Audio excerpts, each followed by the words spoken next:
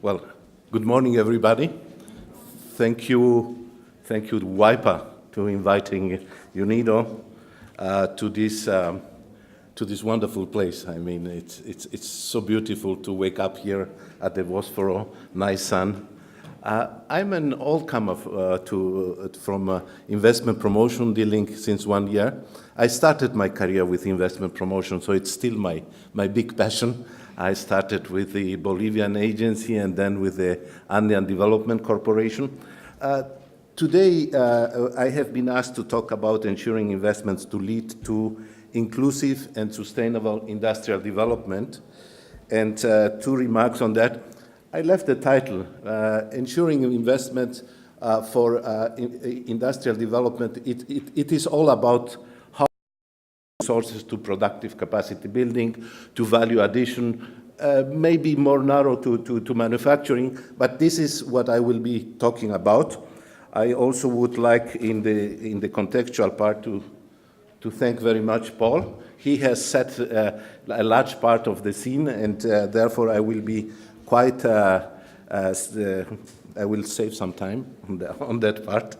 I intend to still look very briefly into the development agenda, how we approach investment in the context of trade and innovation, our programs, and in particular, I would like to focus also on UNIDO's approach to program for country partnership, because in UNIDO, we consider that this is the tool how we can deliver, in particular on SDG 9.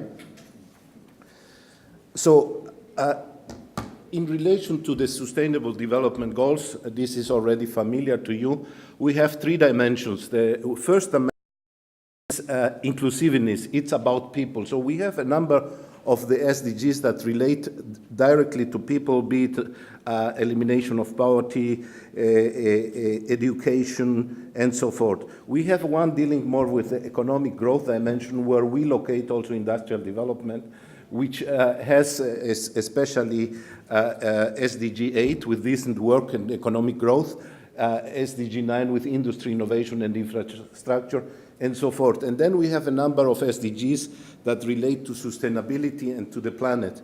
And what is important to see is that for investment, we have non-SDG. For trade, we don't have any an SDG. But trade standards, quality, innovation, investment, these are a number of elements that all contribute to the different dimensions of the SDGs, and this is very important.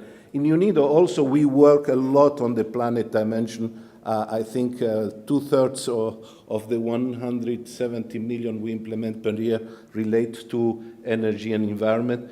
Nevertheless, our mandate, our corporate identity relates to SDG 9, where we focus. And here again, we are trying to make a balance between the 3 dimensions, advancing poverty eradication and inclusiveness, giving opportunity to women, to young population. On economic competitiveness is how can we bring back industrial policy that is compliant with the needs of the global markets. And on safeguarding the environment, it goes without saying, it is all about promoting green technologies. Here is where I think Paul has already elaborated about the need, very in detail, the need of investments and how private investment can play a very important role. I think I can just add that on the 3rd bullet you have there, here, just to think that business provides 60% of economic output and 90% of the jobs, and this 90% is basically with the SME sector. Also very important to note is that 80% of international trade happens among multinationals, and this is very important to how can we generate productive capacity, and also that we need to look into the multinationals as a major player to develop productive capacities. In UNIDO, we see precisely this as a synergy of the trade investment and also innovation to drive economic transformation.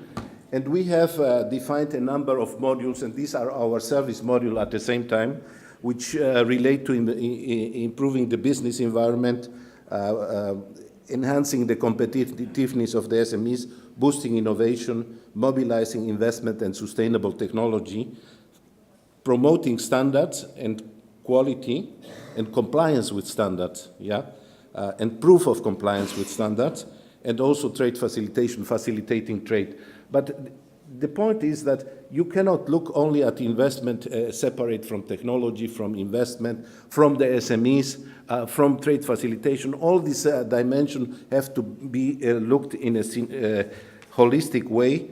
And basically, we think in this slide, I have tried to put it rather on a value chain logic, where we can see that it is important to work with the SMEs, with the local SMEs, and try to cluster them and try to create the necessary linkages so that they are strong enough that they can bring this to the right quality, so that they can have become suppliers of, be it the industrial technology parks is the approach of UNIDO, but it can be directly to sell to the MNEs, and also that we upgrade the national enterprises, the larger national enterprises, through quality schemes, to upgrading modernization schemes, so that they can be suppliers to the larger value chain. And then very important is conformity assessment, compliance with standards, testing and so forth, to prove compliance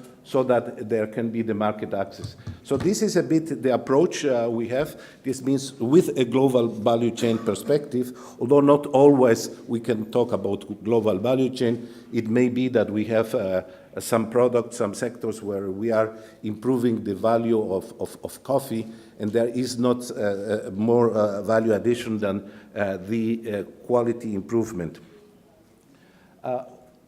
So investment can be very instrumental to access the global value chain by linking precisely the local enterprises to the multinational enterprises, to production hubs, be it special economic zones, industrial parks, to the global market.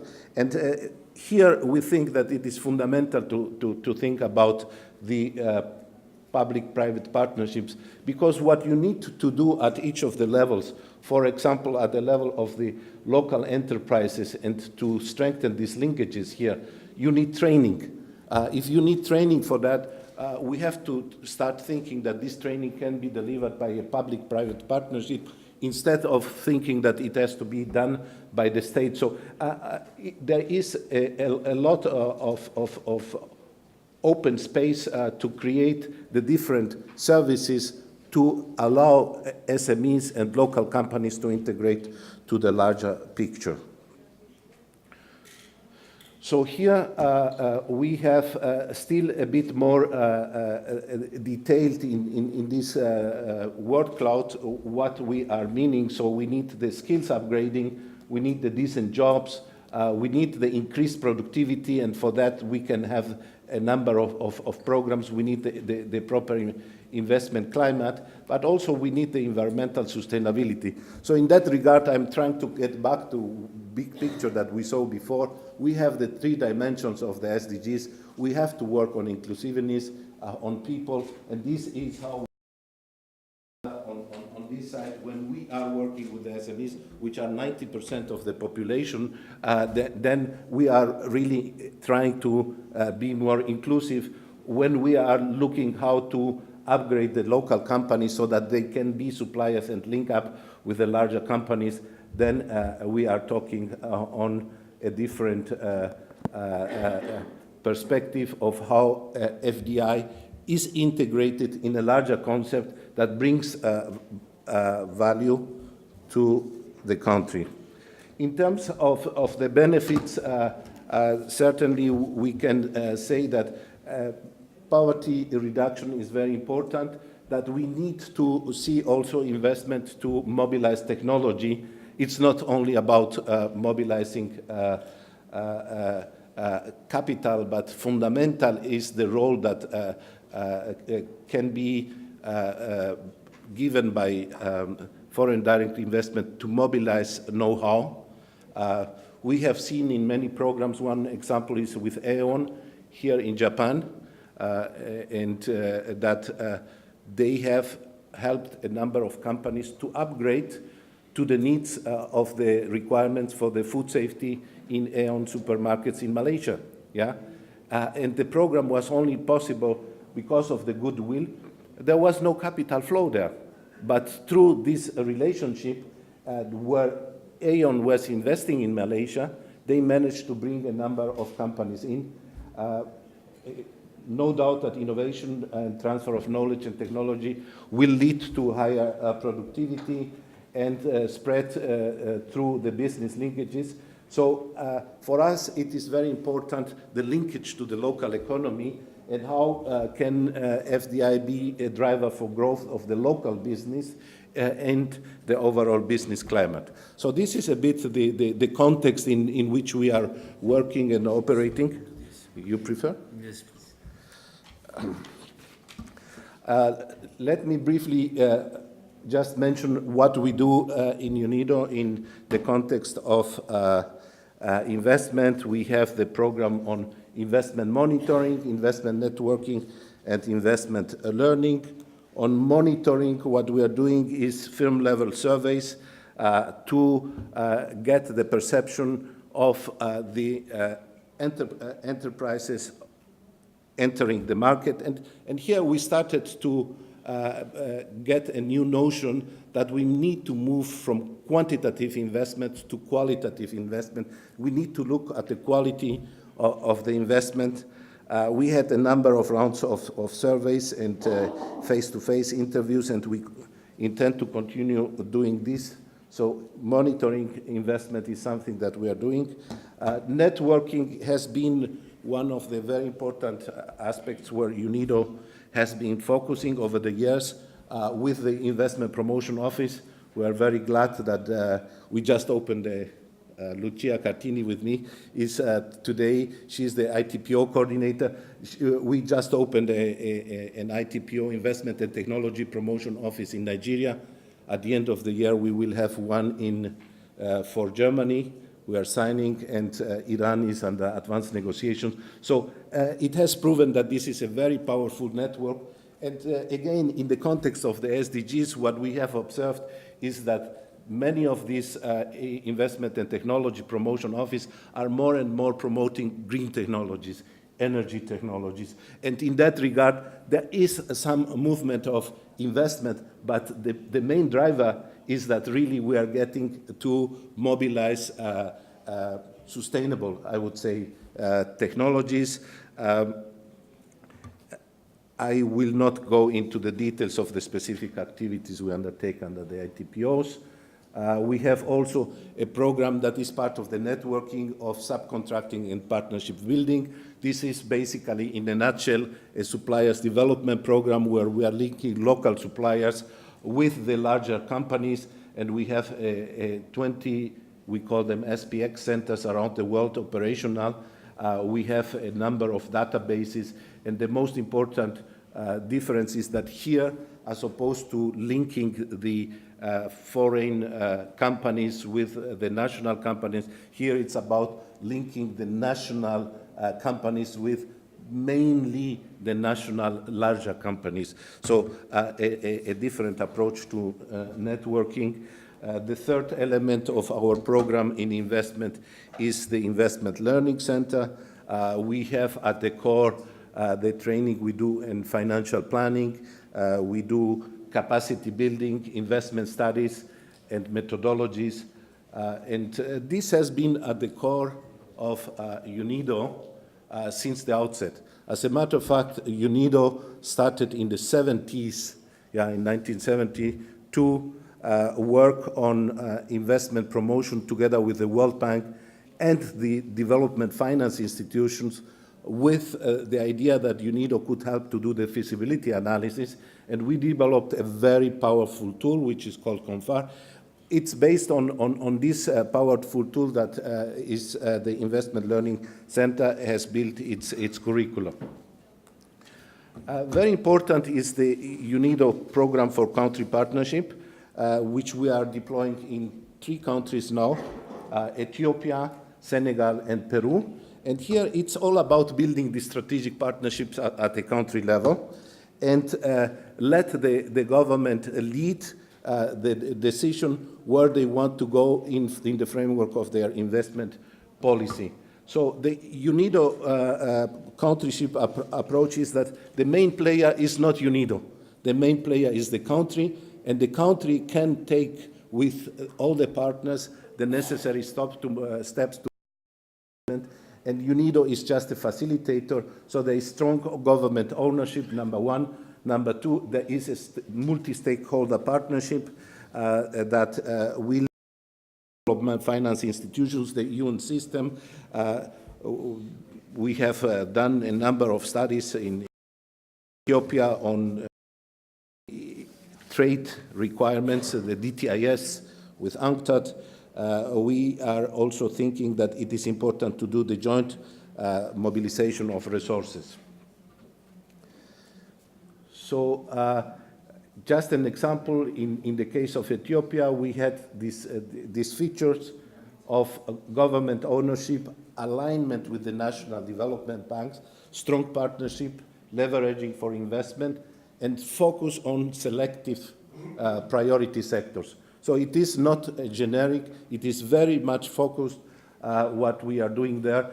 In the case of Ethiopia, we're focusing on the agro-food sector, very much advanced in textile and leather. We built Leather City. We have mobilized already 100 million of investment to textiles, and now we are moving to the more difficult part, which is to work on agro-food industry, because if you work in textiles, it's rather easy. You import the garments, you transform and you export. But when you try to work on the agro-food, you have to get the supply locally, and to ensure that this is coming in a regular, reliable manner at the level of quality you need is a challenge. So the complexity is going up. But what we do basically is we start with the UNIDO technical cooperation, and we partner with multi and bilateral partners. But this is as far as we could do if we go only with a simple partnership. The aim is really to maximize the impact through the mobilization of the private investment. So if we pull all together the government, the development partners in one sector, in Leather City, we can have the impact. And this is what we are doing in Ethiopia so far quite successfully. In Senegal, we are starting to move. We had in Ethiopia last week an agro-investment forum where we had 1,200 participants. This is at the level, as you see, of the Executive Secretary of the Economic Commission, the Minister of Industry. We, during 1.5 years, we studied the investment profiles, we formulated them, we screened them, we worked on them. And then we had 160 formal B2B meetings, and there was also a field visit. So this is in concrete how we are trying to support the SDGs.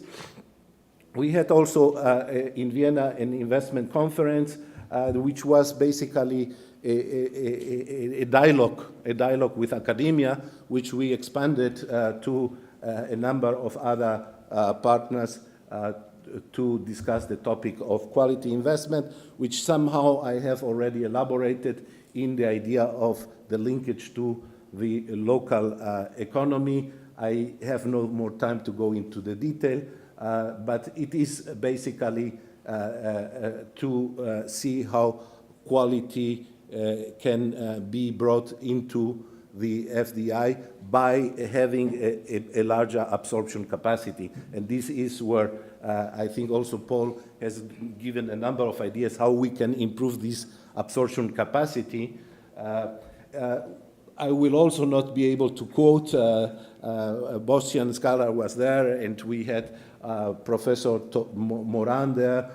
Paul was also there. We have very nice quotes. I mean, maybe you have the opportunity to see. There is one maybe I can quote at the end. This is the one from Liz Johnson from the Columbia Center of Sustainable Investment, because she gets back to the idea of sustainability. Quality FDI and thinking about sustainable development is FDI that contribute not only to economic growth, but growth that is socially and also environmentally sustainable. This is how she summarized. And this is, I think, a good way to summarize the thought of the way we can link investment to the SDGs. Let me conclude by just saying it's all about mobilizing investment, and ISID is inclusive and sustainable industrial development. When it contributes to people and the people needs, creating decent jobs, increasing skills and capabilities for the workshop, at the same time creating this prosperity we all want, economic growth, and certainly investment that take into account our planet and help more towards environmental, sustainable business practices. And with that, I would like to conclude. Thank you very much.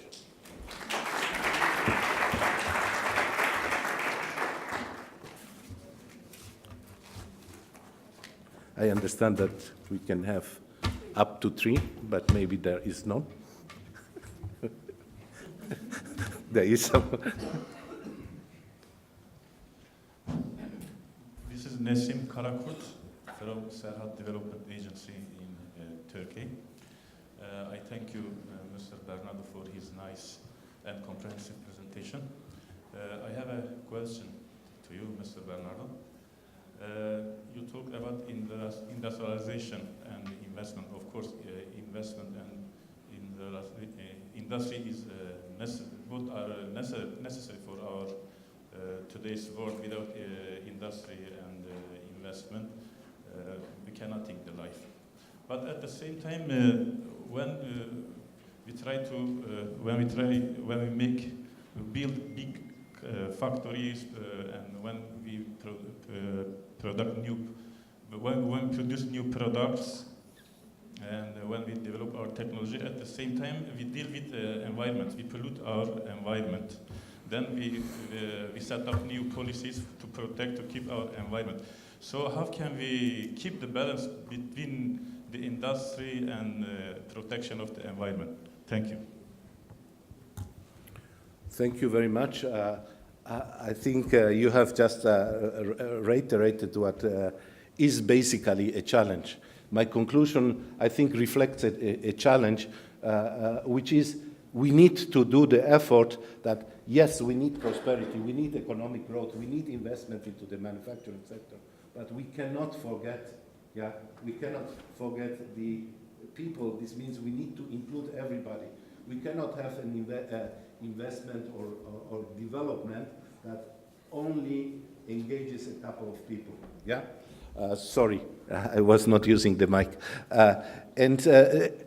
What you said is very important. We need to make sure that we take environmental aspects into account. Now, for example, UNIDO is promoting very much the concept of industrial parks.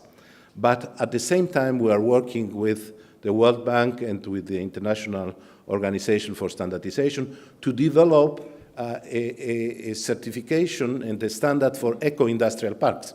So I think that I'm coming from the standardization sector, so maybe let me take that hat and say, I think standards can help a lot to ensure and to bring some balance, because standards represent already a consensus of society of how far we should go. So maybe that's a way to reply to your question.